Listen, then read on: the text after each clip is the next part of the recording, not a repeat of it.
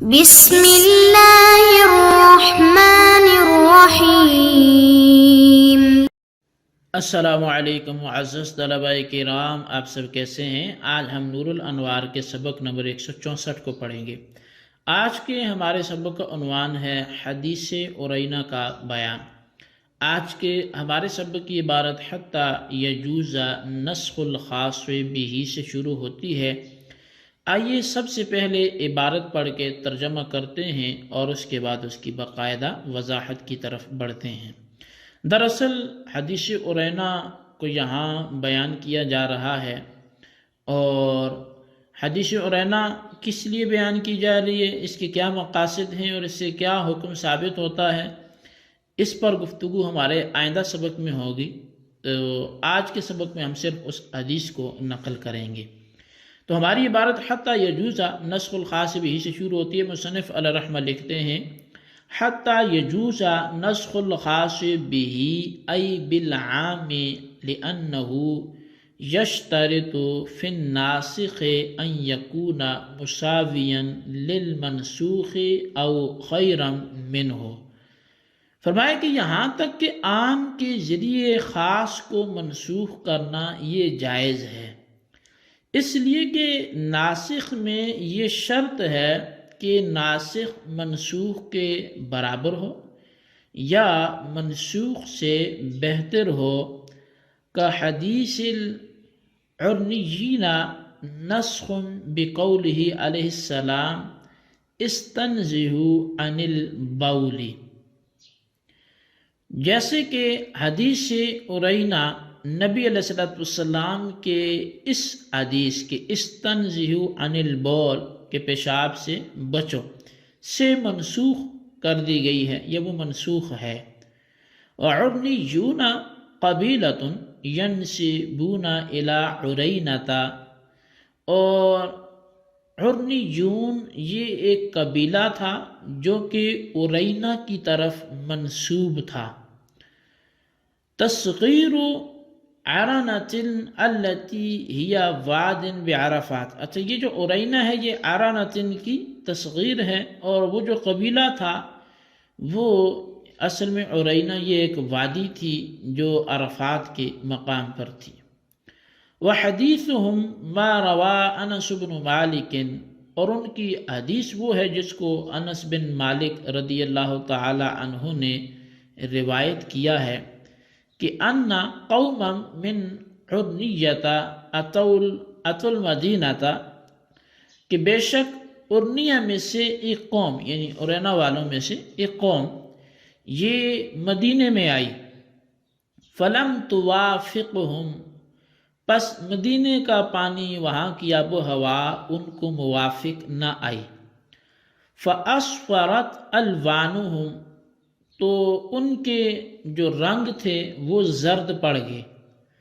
وانتفخت بطونہم، اور ان کے پیٹ جو تھے وہ اس عدم موافقت کی وجہ سے پھول گئے۔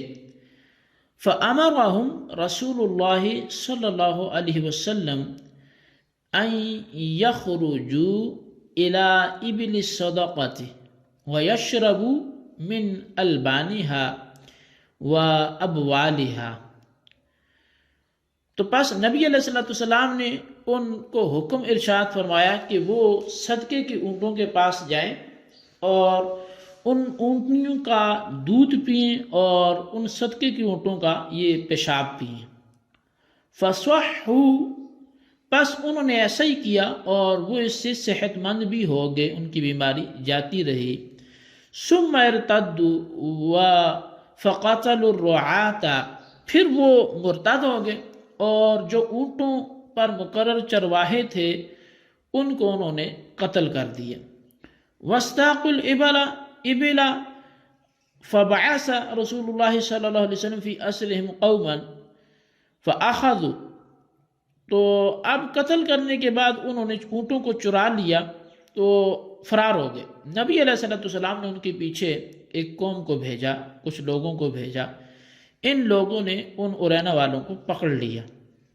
فامر بقطع ایدیہم وارجلہم وسمل اعینہم وترکہم فی شدت الحر حتی ماتوا۔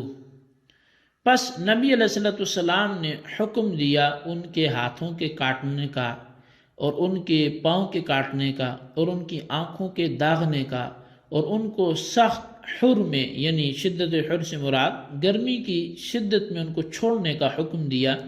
چنانچہ ایسا کیا گیا یہاں تک کہ وہ مر گئے۔ جی طلبہ کرام، یہ حدیث عرینا تھی اور اسی کی عبارت اور ترجمہ آپ نے سماعت فرمائی۔ فہذا حدیث خاص، ان سے ہم کل کے سبق میں پڑھیں گے کہ اس میں اس حدیث سے کیا حکم ثابت کیا جا رہا ہے۔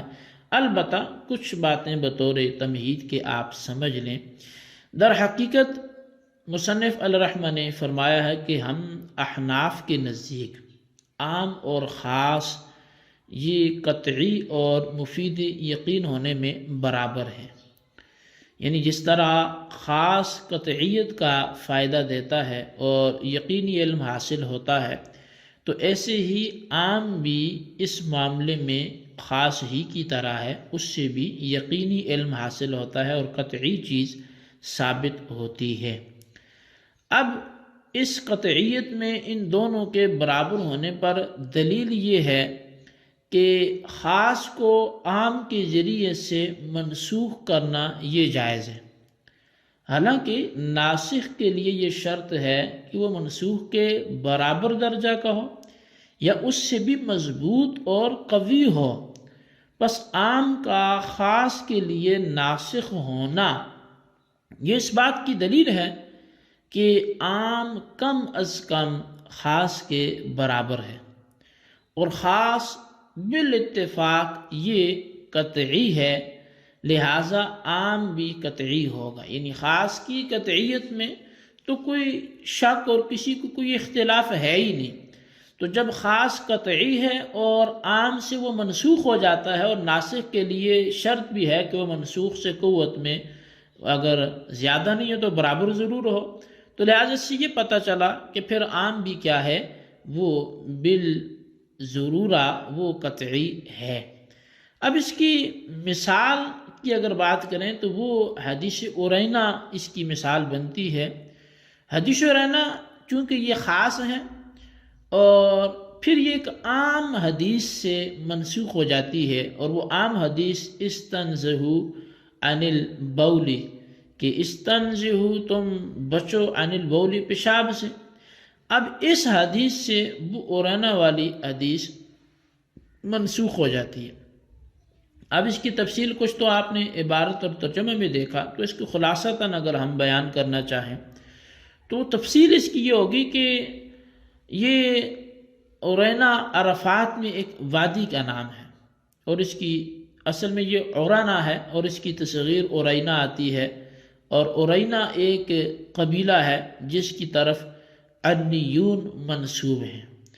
اور اس حدیث کے راوی حضرت انس بن مالک رضی اللہ تعالیٰ عنہ کا یہ کہنا ہے کہ عرینا کے کچھ لوگ مدینہ منورہ میں آئے، لیکن ان کو وہاں کی آب و ہوا موافق نہ آئی، چنانچہ انہوں نے جیسے مدینے میں آئے تو ان کے چہرے کے رنگ زرد ہو گئے اور ان کے پیٹ پھول گئے۔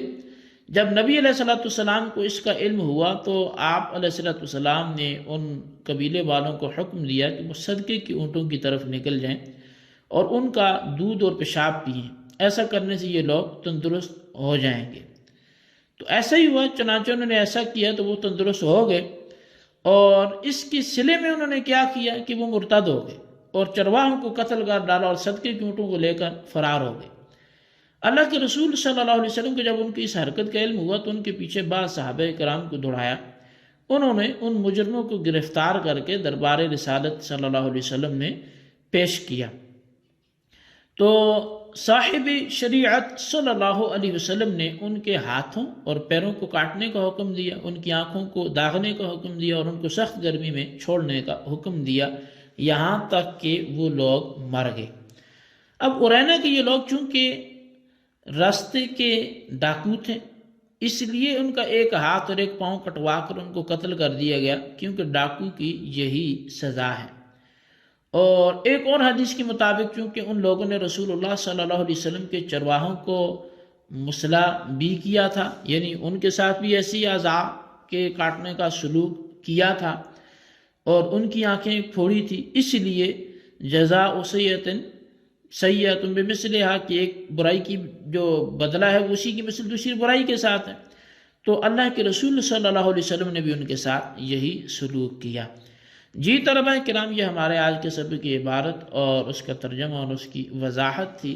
آج کے سبق میں اتنا ہی، اس کو آپ یاد رکھیں اور اس کے خلاصے کو اپنے رجسٹر پر ضرور لکھیں، اور کم از کم آپ یہ بات ضرور اپنے رجسٹر پر بطور سوال جواب کے لکھیں کہ آج کا سبق جو ہے وہ کس حوالے سے ہے اور حدیث ارینا کی یہاں ذکر کرنے کی کیا وجہ ہے۔ اللہ تبارک و تعالیٰ سے دعا ہے جو کچھ ہم نے پڑھا سنا اسے یاد رکھنے کی توفیق نصیب فرمائے۔ آمین بجاہ النبی الامین صلی اللہ علیہ وسلم۔